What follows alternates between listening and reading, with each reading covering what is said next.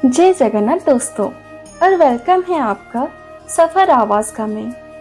यहाँ कहानियां से बोली नहीं जाती, महसूस की जाती हैं।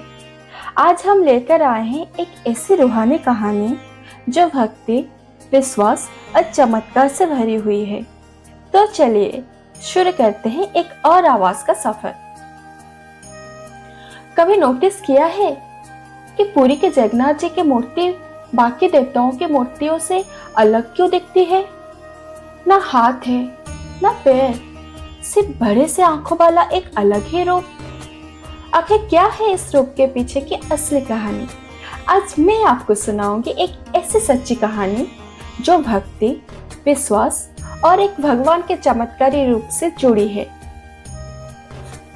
बहुत पुराने समय की बात है, जब राजा इंद्रद्युम्न नाम का एक राजा थे जो भगवान विष्णु के बड़े भक्त थे।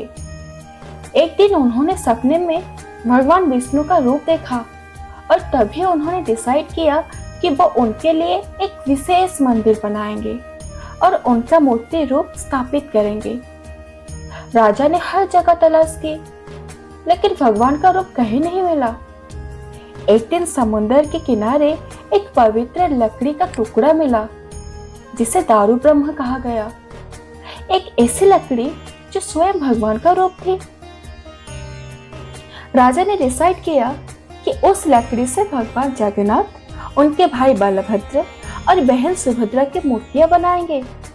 पर समस्या ये थी कि कोई भी शिल्पकार उस लकड़ी को काट ही नहीं पा रहा था।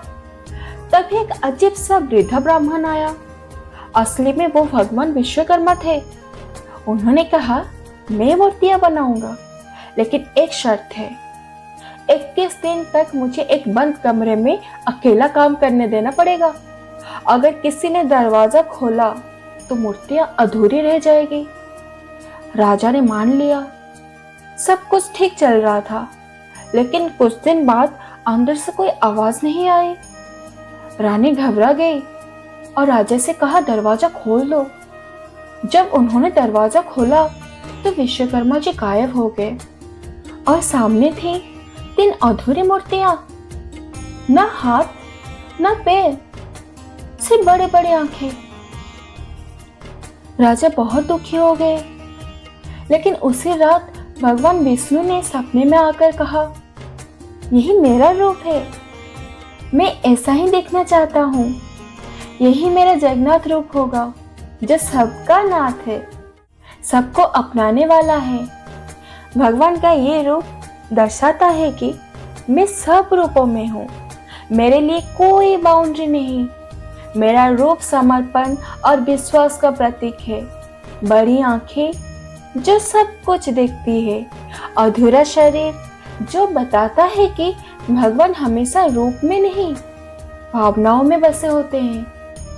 आज भी यही रूप पुरी के जगन्नाथ मंदिर में स्थापित है, और वही रूप हर साल रथ यात्रा में सबके सामने आता है। ये दुनिया का एक ही मात्र ऐसा अवसर होता है जब भगवान खुद मंदिर से निकलकर अपने भक्तों के बीच आते हैं। लाख सब डिवोटीज इस यात्रा में शामिल होते हैं। भगवान के 3 रूप 3 अलग रथों में पूरे शहर में भ्रमण करते हैं। तो दोस्तों, ये थी जगन्नाथ जी के मूर्ति के पीछे छुपी एक सच्ची पवित्र कहानी।